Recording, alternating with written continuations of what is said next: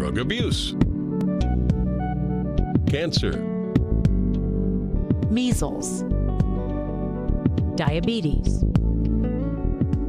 AIDS, cancer.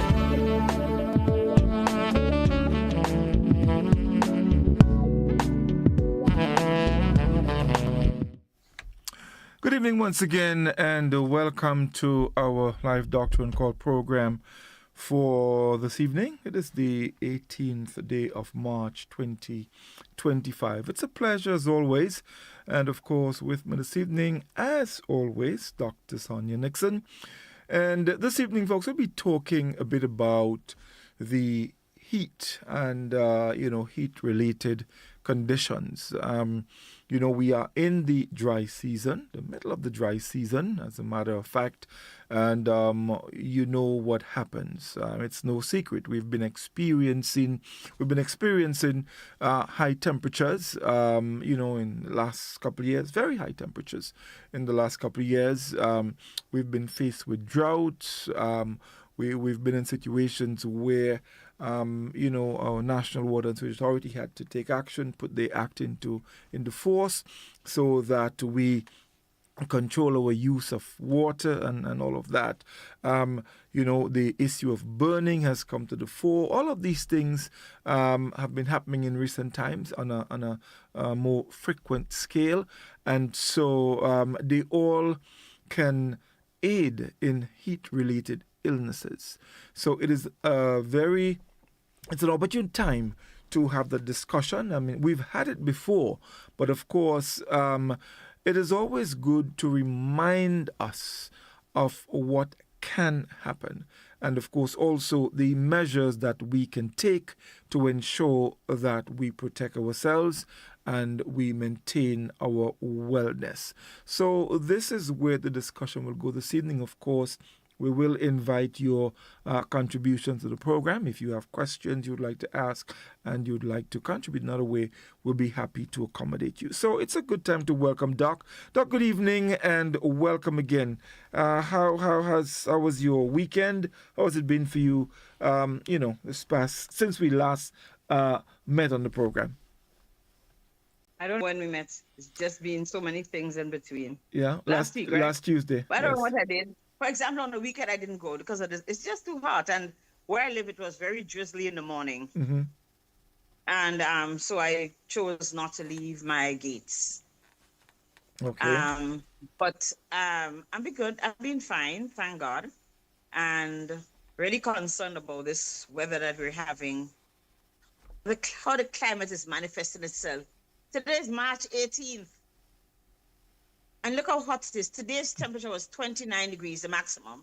Mm-hmm. But there was a time, because of the level of humidity, it went up to 30. It felt like 36. Yes, thereabout. What is humidity? Humidity is basically a measure of the water droplets. The moisture, in the atmosphere. yes. Mm-hmm. When the humidity gets up to 100%, when it have all the water it can have, then rain comes. But it's going to stay in those high numbers, make us grossly uncomfortable. Where I live, let me tell you, it doesn't really get very hot in the night. Last night, it was miserable. It was just miserable. It was really hot. It was humid. It was uncomfortable, even with my fan going. And usually I pull a cover, I have my cover that I use that makes me really create a very salubrious environment for me to sleep. It was miserable. My dog was just miserable all night. I had to time out in the night so he can sleep out in a patio area. So there wasn't any, because it was just so hot. And at 3 o'clock, they said it was going to rain. I was scared. I'd have to get up and take him out, but it was okay. But, it's really very hot. And we kind of need to look at what's going on among ourselves. And especially in Grenada, we've seen last week, a week and a half, Dr. Sean Charles, the CMO, issued a warning on the gastro thing, the norovirus. And then we had this whole cold flu season that's been going around. And that's just because we have all these viruses that jump out of everywhere when the temperature gets to be like this. And so we have to protect ourselves. Yes, we. It's funny because last year we were dry. We already had, was last year, the year before? When did we have last year? When we had this large drought. Yeah. And although we've had rain up to recently, we've had good enough rain. Well, where I live, let me talk for where I live, okay? We've had good enough rain, but guess what? The hills across from my house already start to look yellow. So it means that this is an early start to this droughty season, this really dry season. And so there are a lot of things we have to take into consideration. And unusually, it's we see things that we don't see in the past. Like woke up in the night and said, "Wow, it's raining." No, it's not raining. It's just Sahara dust falling like snow coming down. Just making the whole place very unrelated, like clouds in the space. So we have to be aware of what's happening in our environment so we can stay well. Yes, indeed. And in fact, tonight it will be a little warm. In fact, the temperature tonight, the minimum is forecasted at 25.5 degrees Celsius. So it's going to be a little warm. But it's not So just the temperature, it's the humidity that goes with yeah. it, just all that moisture in the air that, keeps the heat settled, and we have clouds above and all the rest. And of course, we have Sahara dust, which is going to trap the hot air under. We're not going to have that free circulation of air, and the earth doesn't get cooled as to the intensity that it should. Well, I'll tell you what, Doc. There's still a little good news because the Met Office did report that last year it was much warmer in the first God. quarter than this year, because we did get some showers up to recently. In fact, was it yesterday or the day before? We did get a bit of shower. So it's not, well, it hasn't gotten bad as yet. It's still very warm, but it could be worse. So we have to be prepared. We have to take the necessary measures so that we minimize, so to speak, minimize the impact of the high temperatures. But with that, and I just want to read a little bit. I like to share information. In fact, I was looking at what the WHO had to say about heat, and there are some key facts that they highlighted. One being, heat is an important environmental and occupational health hazard. That is one. Of course, heat stress is the leading cause of weather-related deaths and can exacerbate underlying illnesses, including cardiovascular disease, diabetes, mental health, asthma, and can increase the risk of accidents and transmission of some infectious diseases. Heat stroke is a medical emergency with a high case fatality rate. So I would just stop here for a moment, Doc, and I'm sure in your practice you can relate very well to what the WHO is saying as it relates to it. Environmental and occupational health hazard. In Grenada, we have a lot of people who work outside, construction workers, and nowadays we are in the athletic season. So a lot of the sports meetings are taking place. Our children are exposed. Doc, what would you say to some of his organizers as it relates to ensuring that our children are protected as much as possible? So I guess we just have to be aware of our environment. We've been speaking for the last 2 years intermittently about climate change, and particularly about climate change and health. Okay? We're not going to be like some world leaders who claim there is no global warming. Okay?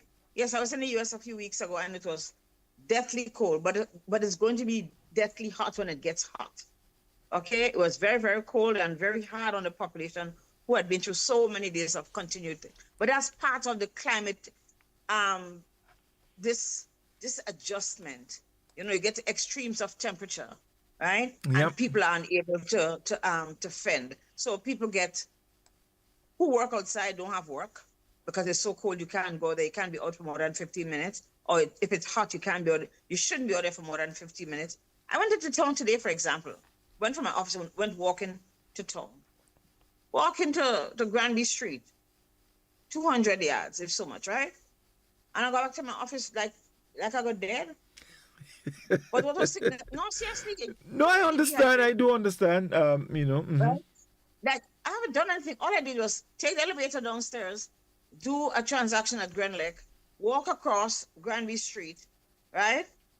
And spent 5 minutes in a store and walked back to my office. Literally 2 blocks, 3 blocks, let's say, right? Total, going back and forth. And I reached home, when I reached back, I was totally dehydrated. I had to sit in my office again for another half hour to be able to catch myself, right? But what was significant is that there were very few people on the street. Not even the idle students walking up and down. No, everybody head for the corners because it's hot. It's hot, yeah. You just can't stay out there. It's just too hot to be out there. So I think we have to take heed and early. Today is March 18th. It's not supposed to be this hot. Okay, and we don't know what's going to happen and how it's going to escalate as soon as.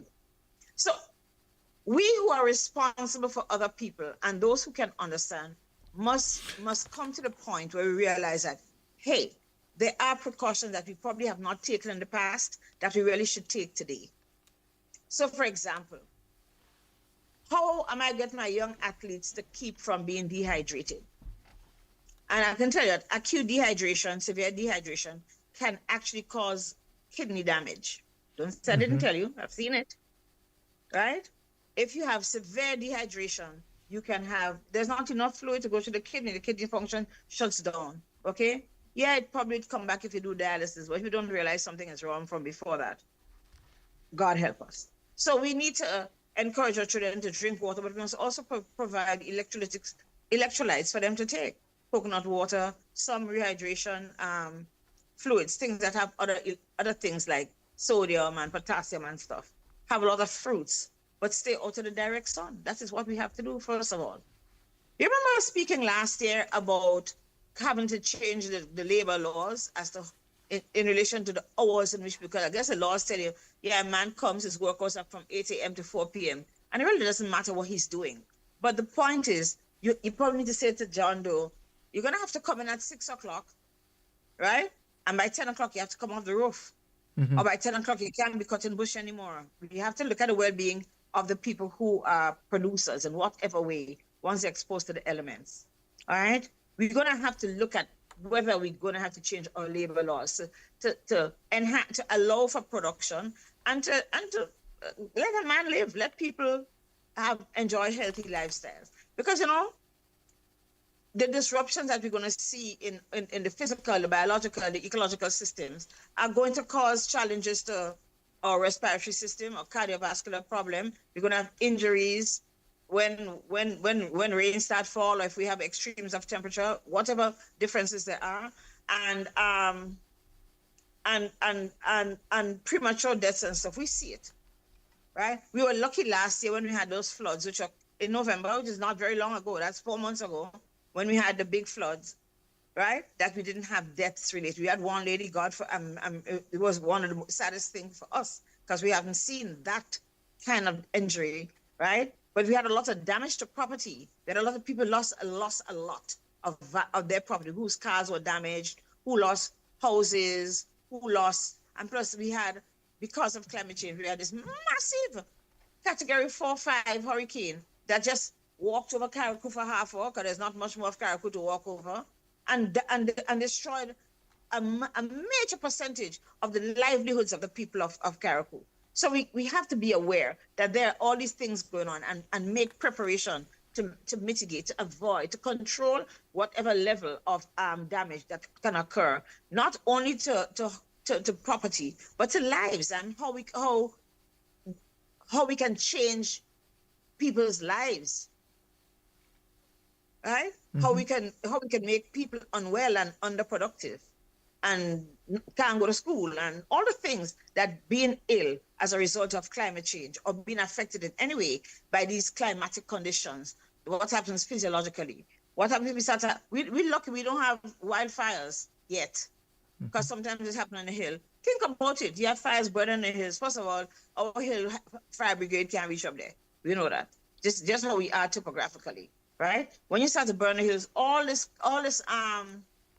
particle dust, the things that you see, that white smoky thing, it's particles in the air that people would be forced to inhale. and we don't have a lot of space to run. There's nowhere to run from Grenada. It's too small. You can't even go to Nebraska if you're in Miami or whatever.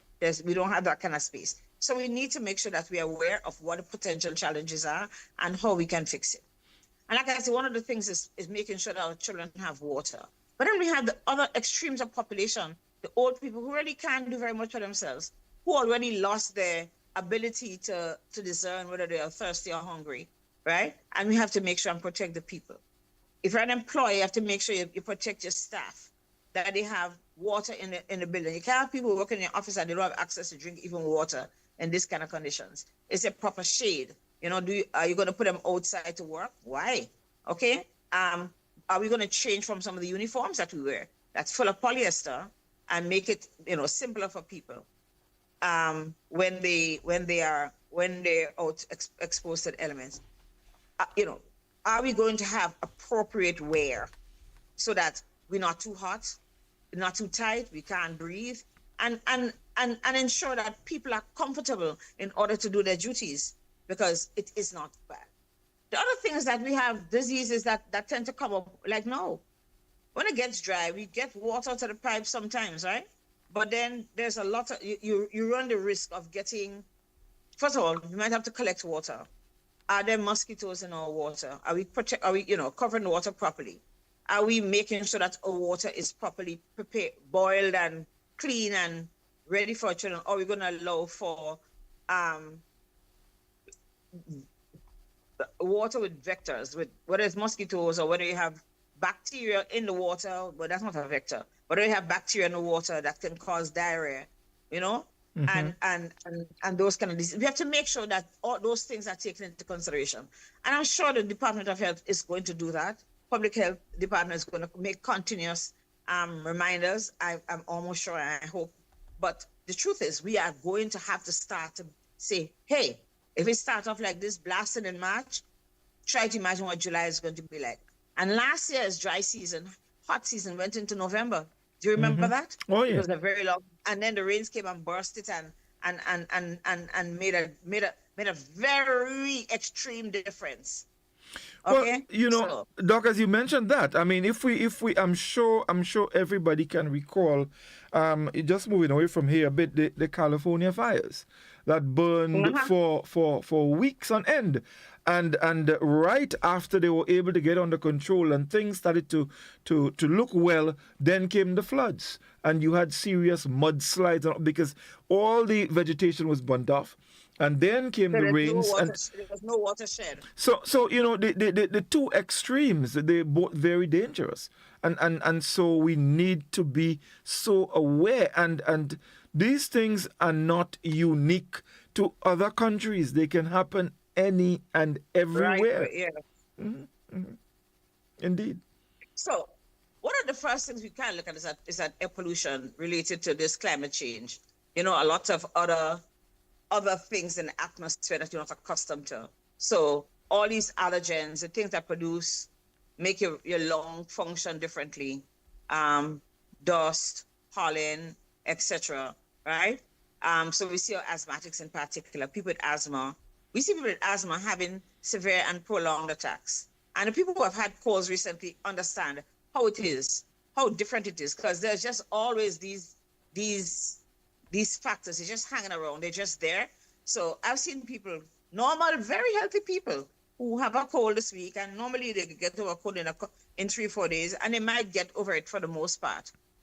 And then like on day 7, they get another cold, because all of these environmental toxins, for want of a better word, continue to exist. And some of them we don't even know what's in Sahara dust that we're breathing in every day, right? What's in just in the air. You see, somebody burns garbage. What are the pollutants that are there, right? What happens as a result? We have people who have challenges with decreased lung function because their lungs just can't handle all the stuff that we see, right? And when your lung function decreases, you kind of end up going to the hospital. And sometimes not just for visits, some people have to be admitted because their conditions are so wild. So I want to talk specifically to asthma, people with asthma. Kind of know that this is trigger season, and it's not just the atmosphere, but you have all the pollen and the grasses and stuff that dry up and have the allergens. The allergens are those component those things, the components in the atmosphere or wherever that are going to make you have that allergic reaction. Okay, they're the defending Adam, I call it. Right, and so you have increased emergency room, but asthmatics need to learn how to avoid going to the emergency room, because the medications that you're given, the medications you're asked to take, can actually prevent, right? So I'm going to tell everybody from now, start using your brown inhaler, which controls the level of inflammation in your lungs, which controls the level of hypersecretion in your lungs. Drink a lot of water. Wear a mask. You know, we got into the culture of wearing mask. Wear a mask. So wear a mask so you can know, at least you can block out some of those allergens in your system. Parents, make your children wear their mask. I've seen kids in school. Remember when one person gets a cold in a classroom because it's so very close, right? Even in families where you have small spaces, it goes around, and by the time the first person gets better, they get another infection and they share it again. We kind that way. So we have to make sure that we protect ourselves from the allergens or the components that are going to make us get those respiratory challenges. Okay? Yes, indeed. You know, Doc, also, in addition to that, with all of these things around, we are also getting into the Easter season, and it becomes a little windy. So you have a lot of the dry stuff flying all over, and so more reason to, you know, wear the mask and protect yourself. Doc, I see we already have a caller on the line. Let's go to a telephone and see who's with us. Doctor and call, good evening. Hi, good evening to Mr. Godfrey and your call. Yeah, listen to the program with this hot sun and this thing. Now, what about the people who is coming from the hot sun and go to Green Lake and flow them and they have this air condition on? It's not good. Well, when I spend how much hours or minutes on the outside, and I went to this place, sometimes it's just too high because I just told them about it. So the doctor have to look up on all these things on them too, and that is good for our health, because anybody could faint away or anybody could get whatever below this air condition from the heat, and you go inside of them places and then we have this air condition. Have a good night. Thank you very much, caller. Thank you. Doc. Thank you, sir. I guess that's kind of the same thing your grandmother tell you when you have a cool out before you go and bed, when you come home in the evening from school. That's part of our health culture, you know, Doc. Yeah, no, but also extremes of temperature can actually really make you have inflammatory responses and get a cold. That's really very true. Okay, so you got to know what you're doing. If you go to Green Lake, you can always stand under the there's a shade under the passage and cool out a little bit before you go into the AC. And those companies don't have no big set of banging ACs. It's just that we think it's going to bother us. Grand Lake line moves fast, so it shouldn't be in there hours. That's the truth. I go to Grand Lake at 3:25. They close at 3:30, but that's because Grand Lake is right in my building. But yes. No, and that's making use of it. Okay. I was gonna say, you mentioned something. Oh, I want to bring a point, because you mentioned about Easter, and I want to make a petition for the people of Grenada, to the people who fly kites in the night. No, seriously. I understand. I mean, it's just that. But it's noise pollution, and it creates anxiety and agitation for people who have mental illness, people who already have insomnia, have difficulty sleeping, right? And when people complain, it's not because they're being miserable, it's because it's really irritating. So I'm going to ask people to be a little conscionable. And the bad thing is that they don't ever tie the kite over their house. They don't ever tie the kite over their house. They tie the kite with miles away, and people hearing this all night. That's like being in a concentration camp. Really, it is torturing to somebody who's trying to sleep, who has to get up in the morning to be productive. So I'm going to beg my dear Grenadians, I know you like fly kite, go fly your kite, hang it out, watch it, and then when you finish, enjoy the kite swinging. That's what kite flying is about. You pull your kite in, and then tomorrow you go back and fly a kite. But you can't leave it out there. It sounds almost like we're trying to torture each other, and that's really unfair to people who would like to sleep in the night. Thank you. Yeah, it is. It is annoying. All night and especially when it's windy. I mean, those kites they do behave badly. Yeah, they put them big old mad bull on the kite and They do. it's really Yes, not they fair. do. They It's do not fair. behave. They do behave badly. So as we continue, and I'm just thinking with what the WHO is saying here.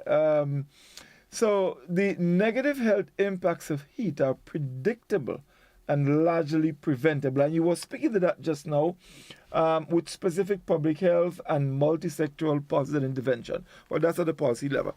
But preventable in the sense that we can wear protective clothing, we can keep ourselves hydrated, and you referred to all of that earlier. And it's important that people pay attention. One of the things with heat-related illnesses, and I was the same WHO. They had some information which spoke to the fact that sometimes the impact of heat, because in many instances it does not present itself immediately. Not a lot of attention is given to it, but it does have impacts, especially with people who have underlying conditions. So let's not take it for granted that so it's very hot outside. You feel hot. You get yourself some cold water or fan. You cool and that's it. It can have effects down the road. Yeah, and sometimes it might be extreme, but it's the constant insult on the person's body can eventually cause challenges. So we have to be aware. And really and truly, the people who run it, the principal, the teachers, the bosses, the employers, they have to figure out how other people, and of course, adults have to be aware that, look, this is too much. Parents, make sure that the children have water to go to school. Make sure that if they have to walk a long distance, you give them a little umbrella in their bag. You understand? Or like a hat so they can wear. And discourage them from staying on the road and playing, because our children may not understand the deleterious effects of about them being out there standing in the hot sun for a long time. They say, boy, come on, it's hot, but they're still going to play just the same. So we, as parents and people responsible for other people, I like to say, should make sure that we take care of those who we are responsible for. And again, the extremes, the children, the very small, young children, elderly, and people who have learning challenges, the mentally disabled population. The mentally ill is one of the things, and while kite flying can make me go mad, it really is irritating, right? The mentally ill have challenges because their medications already make them feel hot. Right? What are they likely to do? Become more irritable, one, or if they're taking a medication, or stop taking it because it makes them feel sick when it gets hot. So we have to make sure that we can create conditions for people who have mental illness, who are on medications, who are likely to not take them, or likely to be suffering physically and emotionally from the changes that thing. And that the medication, that the heat, the extreme heat in particular, brings for them. So that's one of the things we have to consider. Remember that some of these medications are injectable medications that are there. It's not like you can stop it today and it's gone. It's there and it lasts for a month, 5-6 weeks. It's not easy to remove that from somebody's body.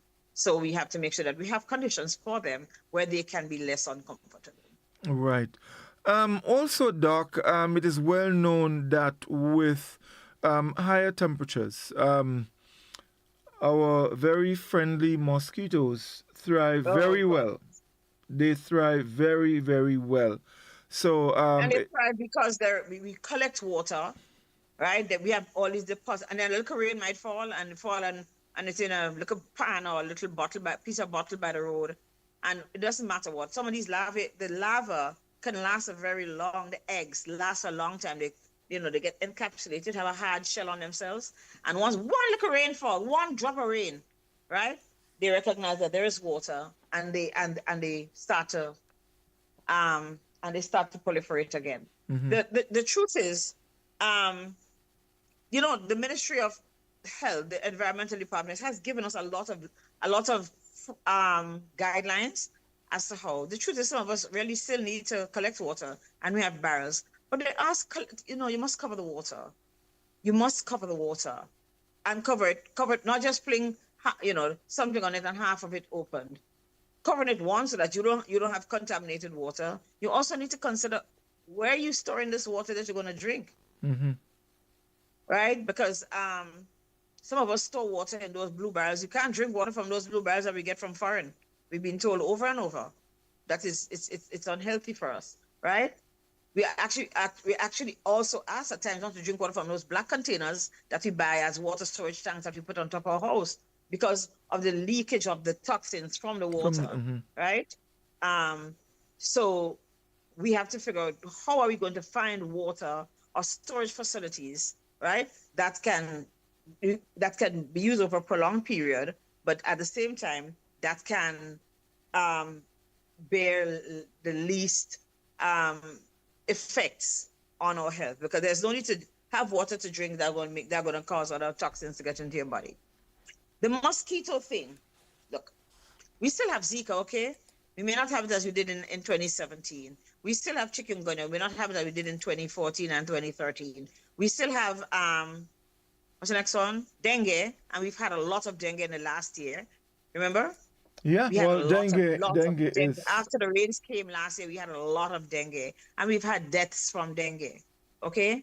And we still have those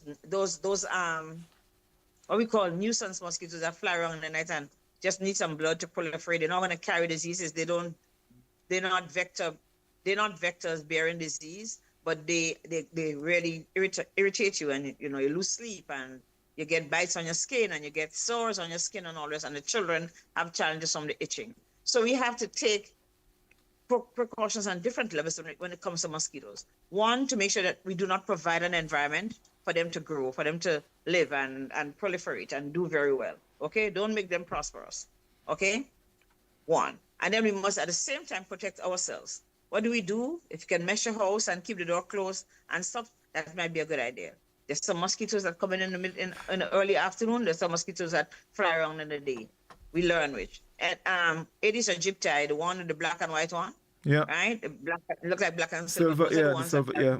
And chickpea and Zika. Those mosquitoes, like when it's sunset or early in the morning, they're out. Okay? So if you have them already in your space, make sure you have a way of eliminating them. Okay? If you have enough aeration, you probably can use a mosquito destroyer that spread. Or if you're gonna spray some safe aerosol to kill them off. When sunset, when evening time comes, they are gonna jump up. Okay? But you also need to protect yourself by wearing light-colored clothing, long clothing, right? That the mosquitoes like dark clothing one. Light-colored clothing, we're already hot. You don't need to wear dark clothes to get any hotter. So you wear light-colored long clothing, especially children. I see people come here and complaining that their children getting mosquito bite. Of course. And you have skin and not accustomed to being in this kind of weather. And so the children get a whole lot of infected skin and all the rest of it. No, that's not fair. And that's something we can take care of. That's something we can avoid. So make sure you're properly covered. Mosquito nets over your bed is a great way. Sometimes just having a fan circulating will keep the mosquitoes away. All right. So there are ways that you can do that once the mosquitoes are there, that you can prevent yourself from being bitten. Remember that if somebody has dengue, if you already have dengue or chickpea or any mosquito-borne disease, that you can actually give somebody else. So it's not like, well, I have it already, don't matter if mosquito bites me. Yes, it does matter if the mosquito bites you. Because if the mosquito comes and, like my friend says, stings you, the mosquito takes up some of that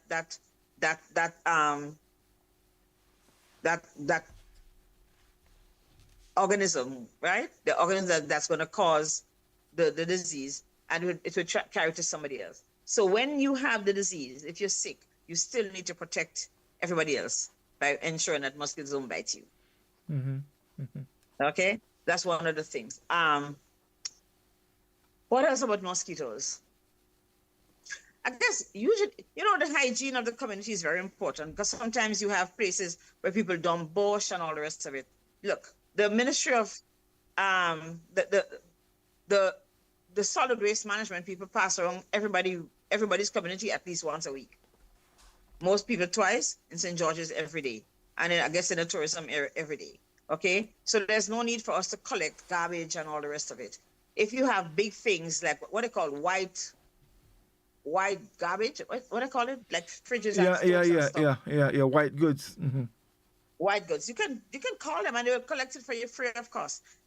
I think the cost, it's the benefit of them picking it up is so much more cost effective than leaving it around, because it costs us so much to care for people when they get ill, right? And so we should all be on our P's and Q's to ensure that I'm not getting dengue, I'm not getting XYZ, because I'm going to protect myself. I'm going to keep my environment clean. And yes, you might clean your yard and your neighbor may not, but guess what? At least if you clean your yard, there's a certain degree of decrease of potential for having mosquito growing in the area. So think about it. And of course, like I said, mesh your window. All right? Yeah, that very important. One of the challenges that you're supposed to, if you have an animal that you have water outside, you need to change the water every day and a half or so, because the mosquitoes would also go into that water, lay their eggs, and it actually causes the dogs to get heartworm. So you have to be very careful. So we need to protect our pets as well.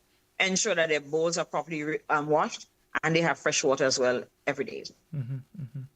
Doc, what about rodents and other what we call creepy crawlies around the place, and the dry season?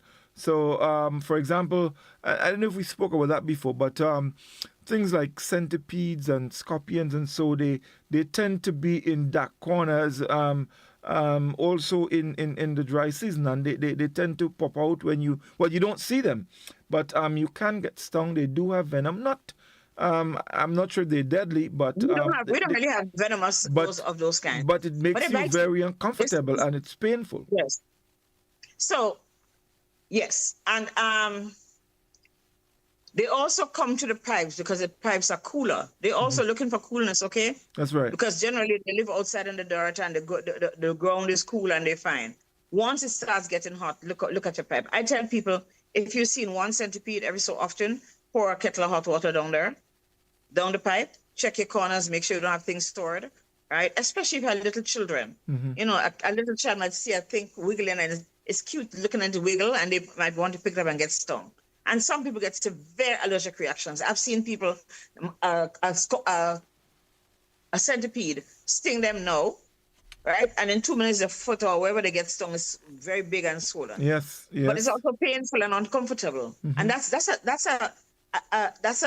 a response that is very individual, right? It's idiosyncratic. It's you. But the point is, you don't know which you is going to have. That's right. Which of the yous is going to be affected in an extreme way and it's painful. So let's avoid all of that. Of course, clean the bush around your area to make sure that they don't, because they still would hide in the soil and stuff. I haven't seen scorpions where I live, but I've seen, I know they have the big centipede. That but I'm not afraid there are scorpions, especially where you have a lot of cabbage and stuff like that, things covered down. You move them and you'd see these scorpions running all over the place. So it's important to keep your surroundings clean, at all times too. Yeah, and then the flies. Oh yes. And then the flies that come, that love the humidity, that love the heat, and any little garbage. And remember, when mango season comes in the middle of summer, the dog days of summer, with the many flies that carry all the bacteria, right, that can cause us to have foodborne diseases. And as we have more and more heat, we have more and more flies. We know that happens, right? So again, keep your house closed, keep your house clean, get rid of the garbage, put your garbage in bags, tie the bags, so the flies don't have anywhere to proliferate. If you leave something in the morning, when the flies come and they play around it, by evening they already hatch the eggs. 2 days you have maggots. Okay? 2 days you have the little worms going around. That's just another new fly coming. That's just part of the life cycle. So please make sure. But flies will bear on the feet, what do you call them? On their legs, and all the hairs on the legs and stuff will pick up bacteria from bad places and come rest on your food. So be protective. Find a way of eliminating the flies in your house if you already have flies in your house, right? Because that's what the hot season does. They also want to come in when it rains a lot. You know that? Yes, when you have yes, of course. Rain, flies want to come inside like, hey, open the door. You don't see outside raining. I need somewhere to shelter. That's right. No, serious, right? Serious. Or in the hot sun, in the heat of the weather, they find a way to come into your house so they too can be cool. All right? So let's make sure that we don't have conditions that they like with food around and all the rest of it. And the roaches and all the rest that tend to come out of the corners when it gets hot. When it gets very hot, they want to come look for cool spots and, of course, look for food. Yeah. So what about the rodents, like the rats?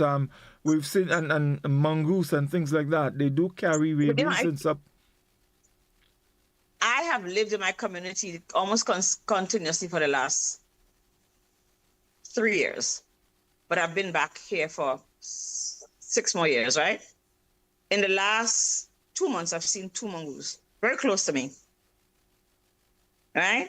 So one this morning and one probably about 6 weeks ago. So I'm going to remind people that they need to get their dogs. If you have your dogs outside, especially if you tie your dog outside, he can't get away from a mongoose, from a rabid mongoose. And I've seen rabid mongoose. Remember that when it gets hot like this, mongoose show rabies. This is their time for the disease to show up.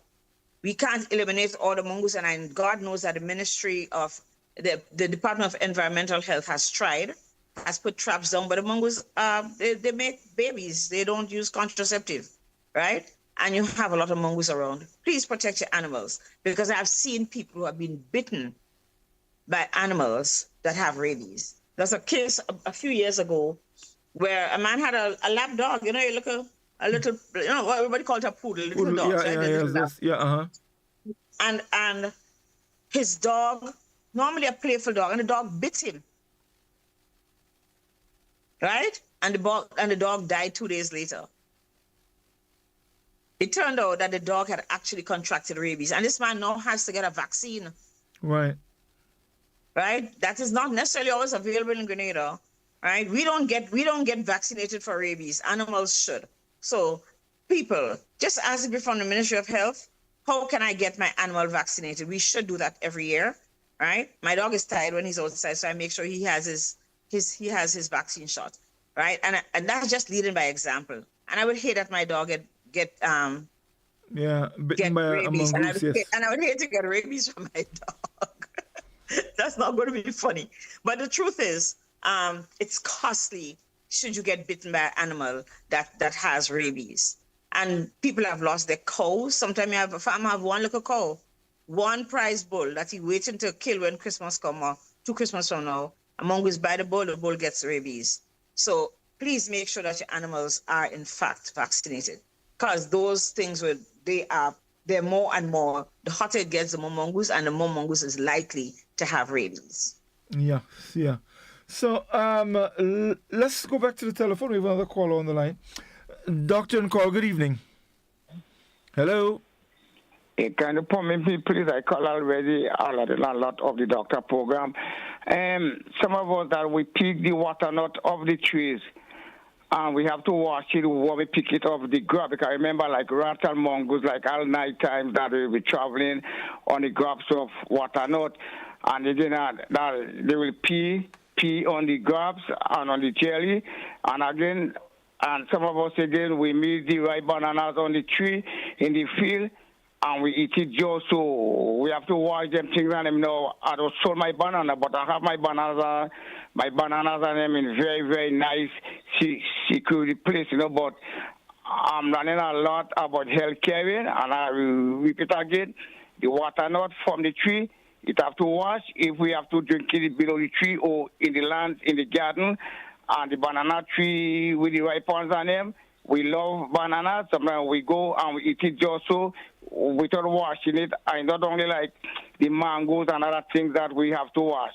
So we have to look up on all that, and all these and them things is health care and health for the people, for we people. So I want the doctor to, you know what I mean, mention and say something to us good as that. So I give you all the privilege for me to learn more and more. Thank you, caller. Yes, indeed. And I want to congratulate this gentleman because that's something that we overlook. Mm-hmm. The more rats we have, the more likely we are to get what a rat brings. And one of the things that we have in Grenada is leptospirosis. Yes. And probably all of us know somebody who has had leptospirosis. Some people survive, some people don't. Because usually by the time you realize the person has it, already have brain damage from so much jaundice and all the rest of it. Wash your fruits. I know we like to go in the garden and eat burdock. Sometimes burdock is not burdock, but it's rat bite. Okay? And the rats do carry leptospirosis. They are the ones who transmit lepto. It's for us. So as the rat population increases, it is very important that we make sure that we don't get what the rats leave. And he's right. And that includes the food that you buy in the supermarket, the tin stuff on the shelf and stuff. You might see mice and rat droppings. Guess what? You may not see it. But down in the storeroom, even on the shelf in the night, the rats and stuff are running up and down when the cat is not around or the human being, right? And they do urinate or carry even on their paws, you know, the bacteria that causes leptospirosis. And it's very important that when you open your canned stuff or your bottle stuff, whatever you buy in the supermarket, it's very important that you wash the outside first. Let the pipe run it for a minute. Yeah. If you have water, get a little basin of water and fling on it, because it's going to preserve your life. So I want to tell this gentleman, thank you. And of course, like he said, when you're out in the bush, you're going to cut a coconut, make sure you wash the coconut first. But also when you're at home and you're going to cut a coconut, make sure you wash the coconut, because the rats are in the trees. Yeah. Let's go back to the telephone. Doctor and call, good evening. Hello. Ben? Yes, good evening, caller. Okay, we seem to have lost the caller there. The number is 435-2041. We'll be glad to get your contribution to the program. The number again, 435-2041. You can give us a call, and definitely if you have any questions, we'll be happy to share with you whatever information is we have available to us. So I wanted to talk quickly again about diarrheal diseases that cause diarrhea, challenges and water. So there's some factors that are going to affect. There are factors that are going to affect the whole diarrheal diseases thing. The temperature. Some bacteria proliferate better in cooler temperatures, but we know that in warmer temperatures, right, bacteria proliferate. It has to do also with handling food and how we store food. We're going to talk about that after, okay? Foodborne disorders. So the temperature of the water, the warmer it is, the likely it is for some bacteria to grow. And we're talking about the drinking water. Hence, it's important that we boil our water, especially even if you get into the tap. Boil your water for 15 minutes so you can kill off most of the bacteria that's in there. Mm-hmm. Boil the water and store it so your hand doesn't have to touch the water anymore. Because some of us boil the water and leave it in a big pot and we dip a cup or something. No. When you boil the water, you pour it into containers that you can pour it out of. You got me? How the rain falls, whether it's going to fall long, prolonged periods or it's not going to fall prolonged periods. That is also going to tell us. If the rain falls and it drains off, we may not have as much challenges to the river, to the water sources. And one of the challenges that, remember, we in Grenada get most of our water, from superficial water, from rivers. The water, Nawasa gets the water, harvests the water from the river, and it goes to the treatment plants. There comes a time, if the rain is falling very, very heavy, like we saw when we had the flood rains in November, that there was no water. They had to turn off the water. One, because so many of the treatment plants got damaged, severe damage for the onslaught. You remember the day rain fell in River? Remember the day rain didn't fall in River Road and River Road flooded out? Yep. Mm-hmm. But where I live, a lot of rain fell. Rain. Water to 20 feet up to touch the bridge from the river bottom. Okay? So how the rain falls is very important. in relation to how much if it falls every day and it eases up, and it falls every day and it eases up, it's different from if it's falling heavily for 5, 6, 8, 10 hours, right? It can cause damage and can cause things like mixing of water, where sewage water can mix with rainwater, with water that will go into the system and becomes a challenge, and it affects us, right? And of course, there's like we said, the extreme events in rainfall, where it falls so very heavily that you don't even know where it comes from. Those can be challenging to how our health can be affected. And how the seasons vary. Like we saw last year, we saw there was no rain, and that's an extreme, right? Last year, the drought and the heat we had was really unprecedented. And people who are 80 and 90 years old will tell you they have never seen it like that. Mm-hmm. And the change has been kind of precipitous, has happened kind of suddenly, right, on us, because it didn't take 10 and 20 years to come to that. It just happened one year. Things were going kind of okay, and then one year it was really, really bad. So we need to be very aware that our groundwater can be affected, our water can be affected, and how it would affect our food and our own health. And of course, apart from affecting our food and our health, it affects can you get home? Mm-hmm. What if the bridge goes, right? What if you get carried away in the river?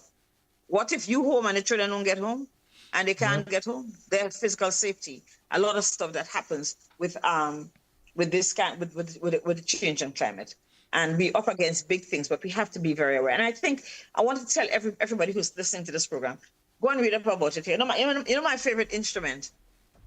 Go read about climate change. This is like a cheap phone, but never mind. It's there. Doesn't matter what phone you have. Go to Google climate change, health effects of climate change. It's a lot. We've seen more and more.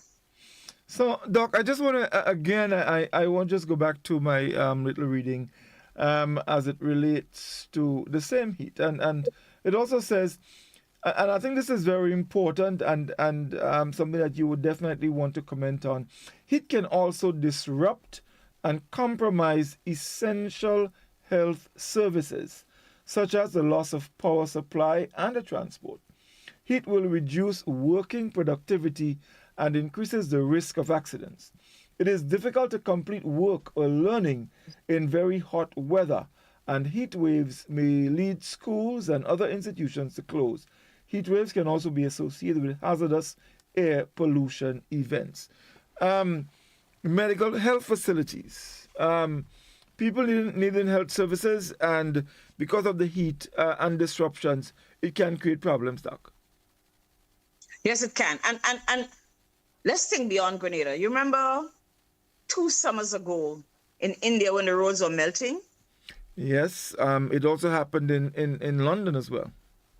And London, so yeah, and it happens a lot in Europe, where it gets so hot that people are asked not to leave their homes, and the workers are asked not to go out on the road because it's just too hot, right? And remember, you give people a limited time to be out there.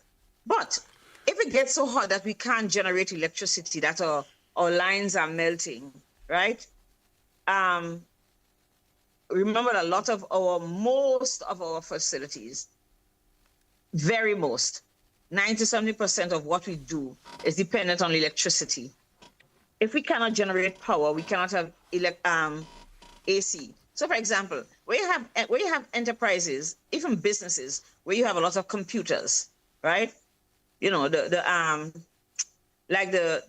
call centers and so would have these big computers, and even the other the production plants and stuff in factories and stuff, right? They need electricity, right? Just to run the computers alone, just keep the computers, to shut down everything. Production and productivity stuff. It's like hurricane come, nothing can happen. We don't have no light. People home, right? People home. Guess what they do? They have to stay home. If you go home and you don't have employment insurance, you don't have no money, you know. You don't have ways of taking care of your family, okay? But in relation to healthcare delivery, it's very important because most of what we do requires certain hygienic conditions, and it starts with having AC. We have to have electricity because these buildings are closed down. You need for cleaning and stuff, you need certain facilities. If the lady who clean can't come to work, I don't know that surgeons going to get up and have to clean the hospital. They might have to, but that's in extreme situations. But that's not going to be run of every day, right? If we have extreme condition and people are sick, the drivers are sick, how people get to the hospital? That's The right. ambulance drivers. If you have extreme conditions and people are sick, how you get your surgery done if your surgeon is out because he has pneumonia or she has recurrent asthma, right? Have breathing problems every day. What if you don't have AC in the hospital or you don't have proper air circulating, usually provided by air condition? How are the staff going to work under those conditions? How are you going to guarantee the sanity of the sanity and the sanitariness of the equipment that you're using? How are you going to guarantee that bacteria has not grown on it because it's so hot, right? How are you going to guarantee that when your doctor does surgery, the possibility of you getting an infection is very, very small if the place is hot and you're not sure what's going on? Also, If you don't Doc, have enough water. there are some medications that's required to be kept in Be stored. in a cool place. Right. There are some medication like vaccines have to be kept under a certain temperature, and a lot of the other medications you give IV must be kept in under cool conditions, right? How are you gonna guarantee that all of that? Do you know how long you have to scrub before you go in to the theater to do a surgery? 9 minutes.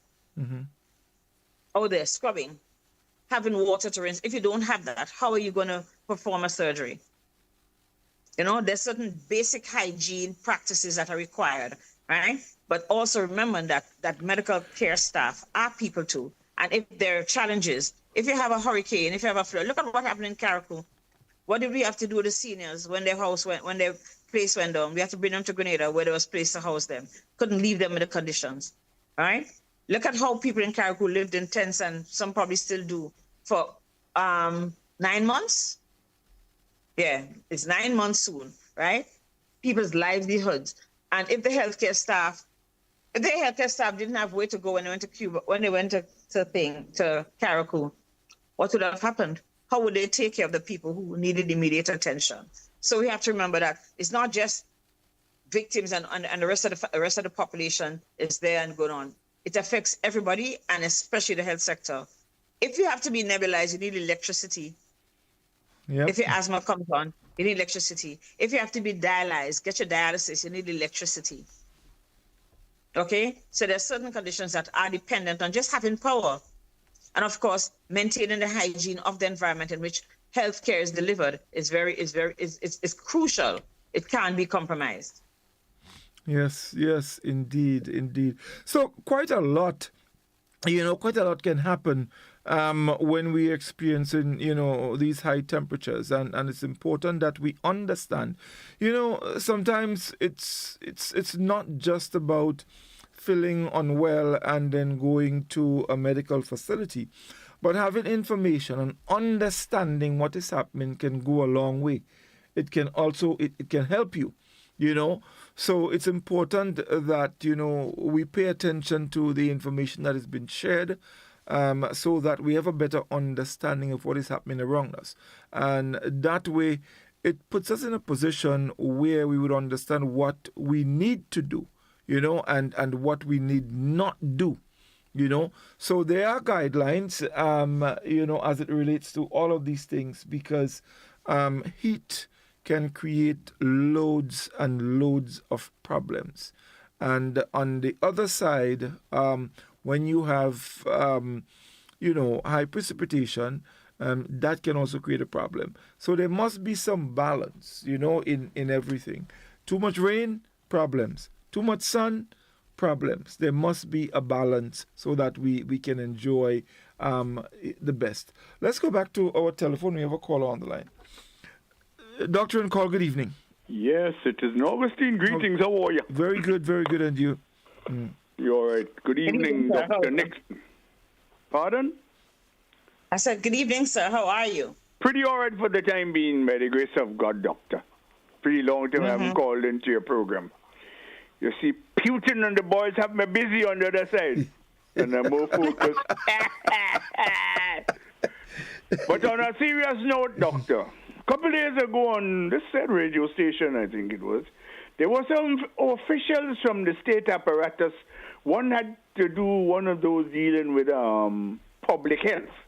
Now, here you're speaking of things that, relative to heat and other things and related to the global heat, in other words, which I don't really like to use the term climate change. But anyway, doctor, there's this issue of air pollution. Well, there are two issues. One, there's air pollution, and the second one, which I think is of extreme importance, now that I'm getting older, I'm feeling it. Albeit when I was younger, I worked with heavy machinery, tractors, compressors, and of course, we used to use earplugs. We all been recommended to use earplugs for this. But around us today, all sorts of noises. Can noise affect people's stability? Is it considered to be a public health problem, or is it just, quote unquote, a nuisance? Nuisance is probably a light way to put it. There is a thing called noise. No, hold on, let me finish. Because you see, the other morning with this representative from the Public Health Department of the state apparatus, I asked the question about the testing mechanisms of the police and the authorities relative to the 5 gases that are emitted from vehicle exhaust systems. And his response to me is that is only considered to be a quote-unquote nuisance. Your comments, please. Thank you. Thank you, caller. I can't comment very much on that because I didn't hear that. But I don't think anything that affects our environment in any way can just be spun off as a nuisance. We have a plethora of vehicles, way too many vehicles on our little roads, right? There's knowledge, there's evidence that proves that after a certain amount of years, a vehicle would produce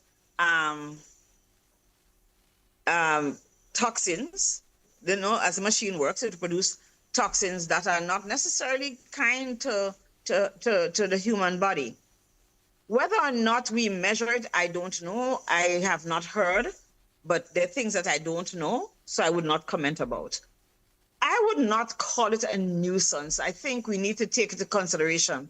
We live in a very small space, and we really want that small space to be clean. I'm sure you know of the Kingdom of Bhutan, where it's probably the cleanest space on earth. They have very strict environmental rules that go beyond rules. They're not just practices that people understand how environmental degradation can affect, right? I think that every time somebody buys a car, they should plant a tree.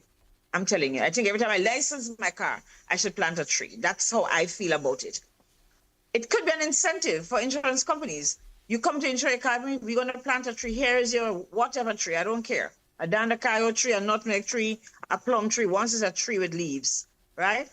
Or even a plant that you put in your house that can recirculate air. Noise, that's air. But noise is also pollutant. And that is why we have rules and laws. Noise is also pollutant. We have rules and laws that says that you can't go over a certain amount of decibels, that you can't make noise, you can't go over a certain time and all the rest of it. Noise is a pollutant as well. There is a thing called noise pollution, and therefore there are laws that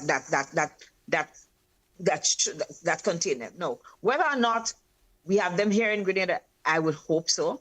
And we have some of it. What time you could play at a party, how loud you can play, when you could come, you could call the police and the police could come shut you down because you're playing too loud, right? But the truth is, because it is, even if it isn't a law, doesn't mean that it's the correct thing to do if it hampers other people's peace. Because I think we have to get some conscience as a people trying to live together. Doesn't matter what color the side you are. It doesn't matter who you choose to be a leader.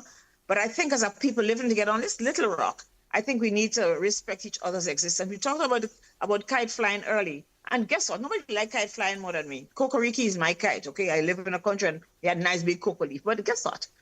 If you want to fly a kite, that's fine. But I don't think no one should tie their kite and leave it running all night with this cyclically repetitive noising, the bow in it, and they put a big old mad bull and there's this thunderous sound.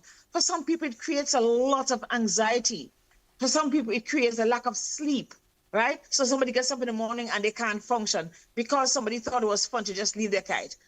The worst part of it, the person who ties the kite don't even hear the kite in the night. They just know that that kite going to sing all night.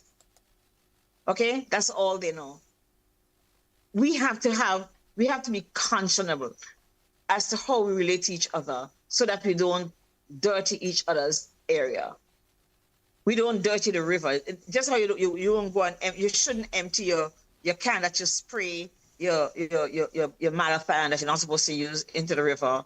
We shouldn't dirty the river for other people. We shouldn't drop garbage in other people's. It's just a matter of living in harmony, just being conscientious that you form a part of a bigger population, of a bigger community, and that there are things that we don't have control over, like changing the weather as it is now. That's not from us. That's industrialized nations that make all the garbage go up into the atmosphere and cause us to have challenges. But we have a responsibility to respect each other in this little space in which we live, law or not. Indeed. So, Doc, we're getting close to time, but I just want to go back a bit. And there was something I wanted to just I wanted to talk a little on the mental health, just to put it together, because you've spoken about it in different areas. It's very important, right? Because I told you that people who have schizophrenia, their medications already cause temporary regulation and can make them have their bodies be hotter, and they can get ill and die. Okay, people with depression and anxiety disorders can become suicidal because they don't know how to regulate themselves, right?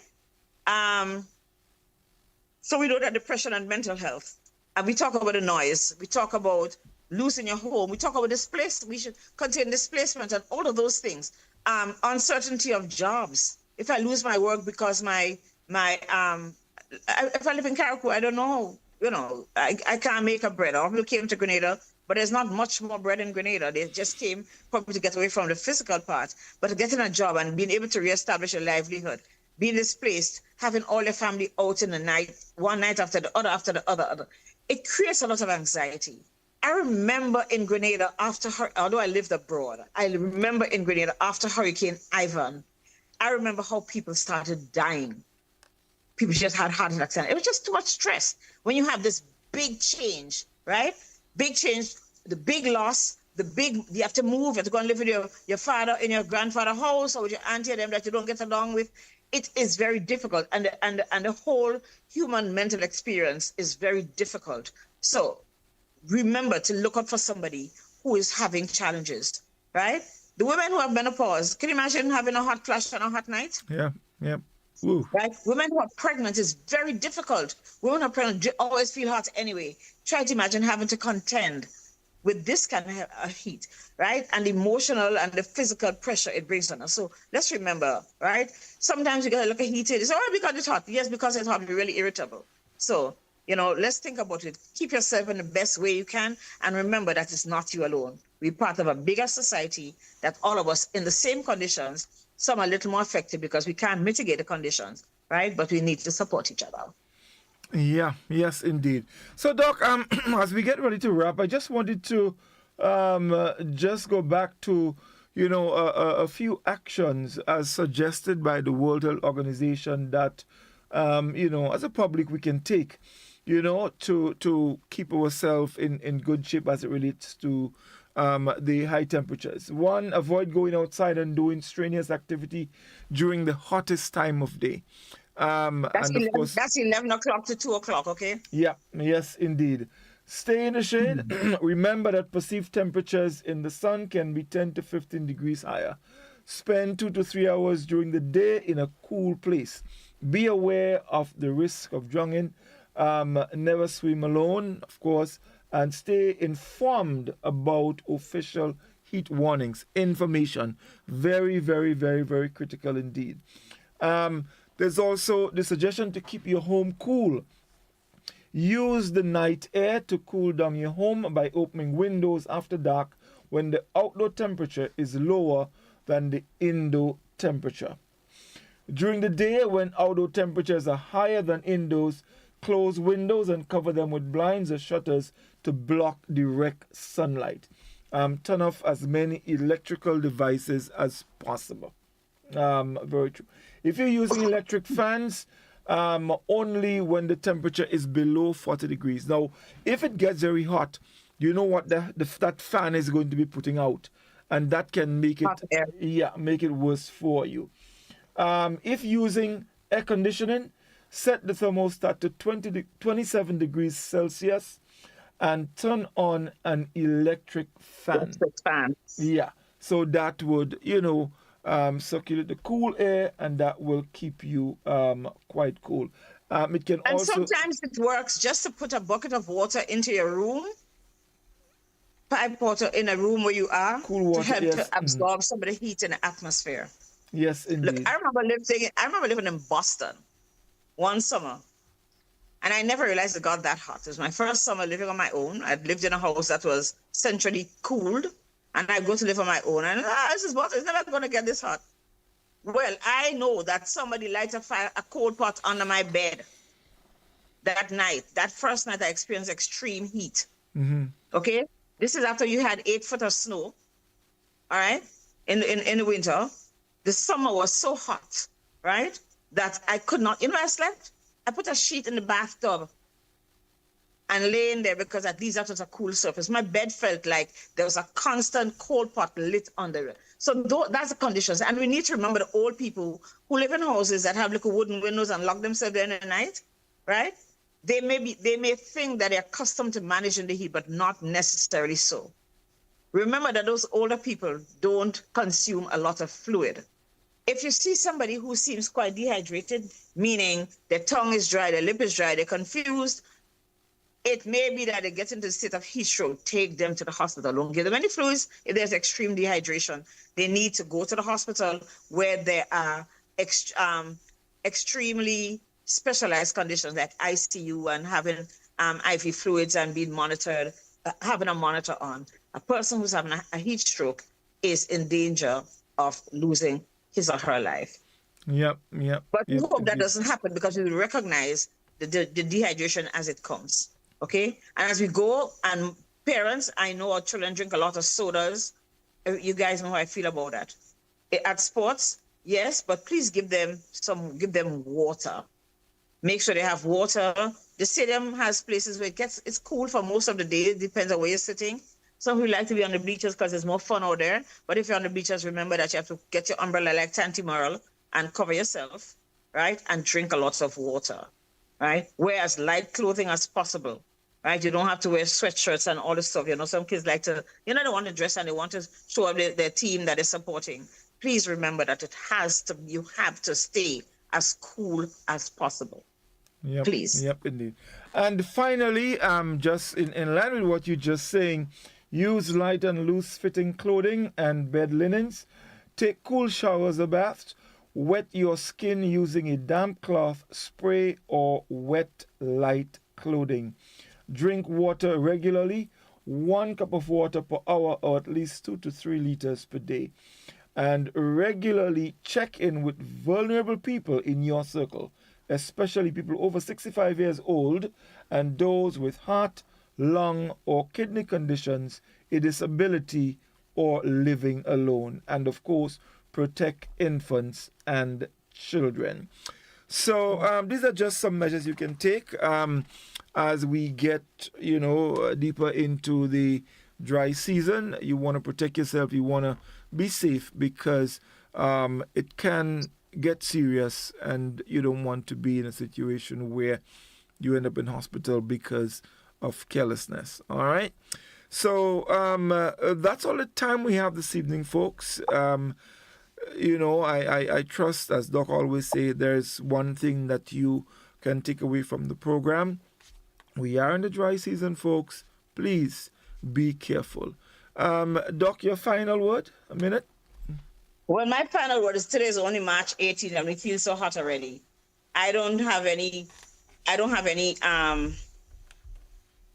illusions or delusions that it's going to get any better. So I'm going to ask all of us, let's read up a little about this extreme heat, and let's keep ourselves hydrated. Let's keep ourselves well, and let's be each other's keeper. Let's look out for each other. Let's look out for everything that can come out as a result of these extreme temperatures, right? Including the rat and the mongoose and the cockroach and the flies, and the fact that there's no water and we need to boil it, right? That we need to boil our water before we drink it, and we need to store the water in a healthy way, that we need to keep our children clean, we need to keep them covered from mosquitoes, we need to keep our houses in a safe space. But above all that, we have to look out for the vulnerable. Very little children, people with disability, children who can't explain how they feel, and observe our seniors in particular, especially people with dementia, who are likely to become very ill because we think they're drinking their water. And when you look, what you see in the glass is the same cup of water they've had from this morning, and it's 8 o'clock, and they've barely had 2 sips. And they tell you, no, I drew about 6 glasses of water. They just don't remember. So let's be each other's keeper and make sure we can transition through this.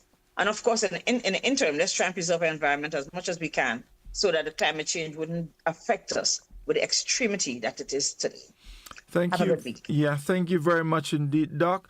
Thank you, everyone, for staying with us. We trust that there's something you can take away. I'll be back with you tomorrow evening, and join me tomorrow at 8:30 for Kaiso Talk. We have some very interesting guests joining us, so you don't want to miss that. Until then, take good care. Do have a good night. All the best. Drug abuse,